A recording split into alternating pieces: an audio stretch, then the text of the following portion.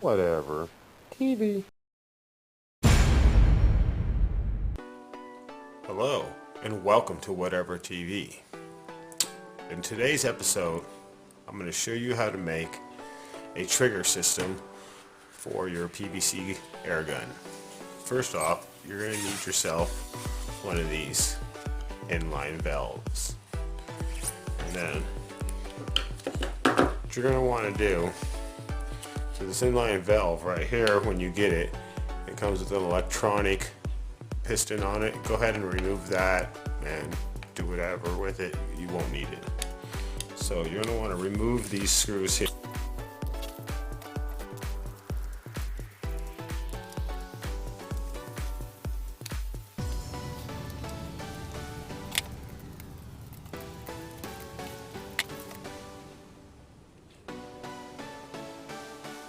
Okay, once you've removed all the screws, you can grab a hold of this here firmly and just wiggle it a little bit.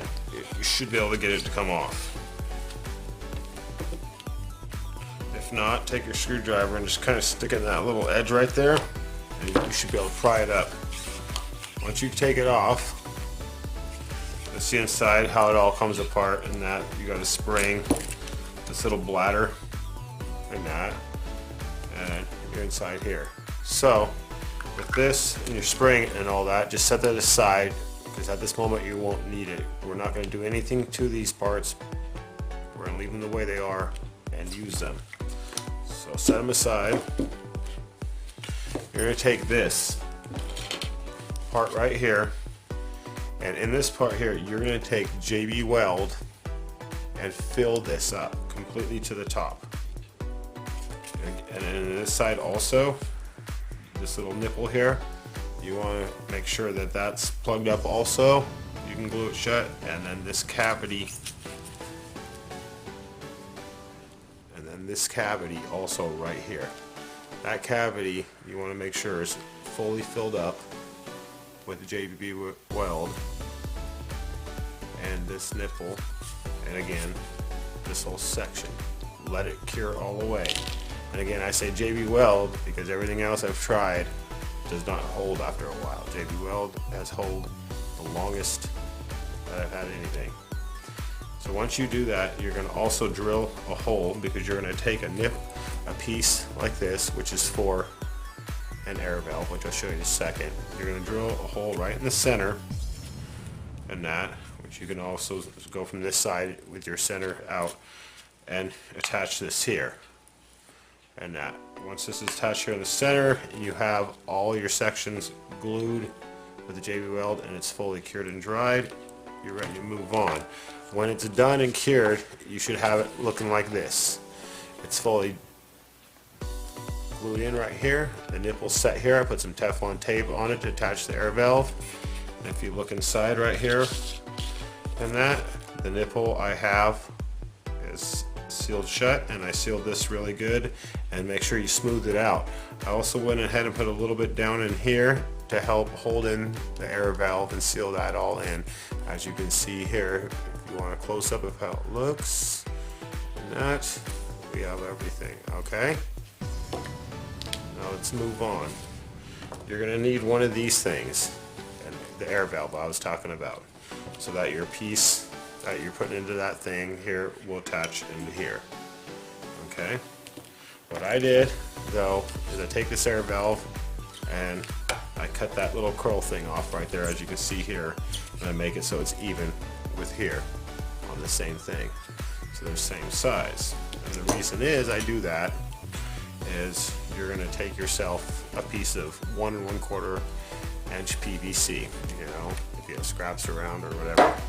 What you're going to do with that PVC is you're going to cut this piece of PVC to 4 3/4 inch long,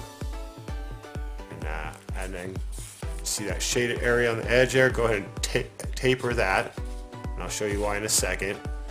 And that, and then you want to make this cut right here. It's 1/2 inch there, it's 1/2 inch wide by 3 inches long, and again this tube is 4 3/4 inches long.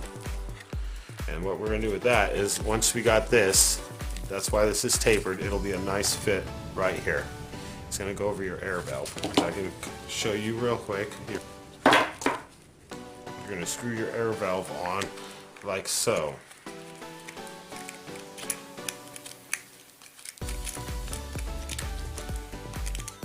Once you have it on there, get it centered and lined up with that spot, you're going to take this that you cut and it's going to slide right over and fit nice and firm. And then also, you're going to want to get yourself a 3/4 inch end cap. Find one that's kind of slim fit and smooth like this and that, and you're going to take that end cap and you're going to drill a hole in it right along the inside edge. As you can see, the hole the same size as this little nipple on the end of your air thing, so that this nipple will fit in here is the thing.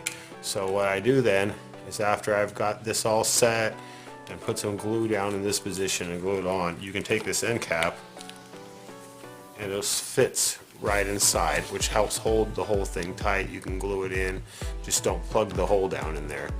You see the little air nipple sticking out, and that, and that,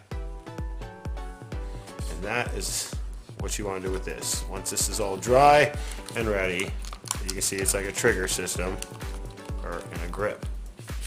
You're going to go ahead and put your whole system back together again. This goes right in here. Your spring goes on there, and that, and then this will go back on. You know, that nipple goes in that little hole right together. And then you're going to go ahead and put your screws in.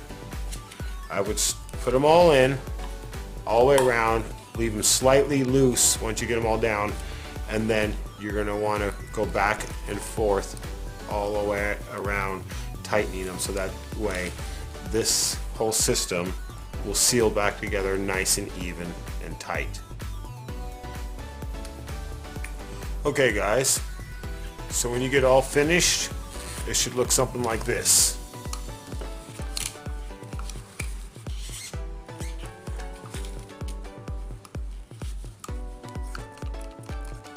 And then these here, when you buy them, are 3/4 inch threaded fitting. You can get yourself a little adapter like this with a slide on it and put those in either side. And then when you do this, it's pretty much universal for any type of air gun you want to use it on. You know, be it an air pistol, rifle, cannon, whatever.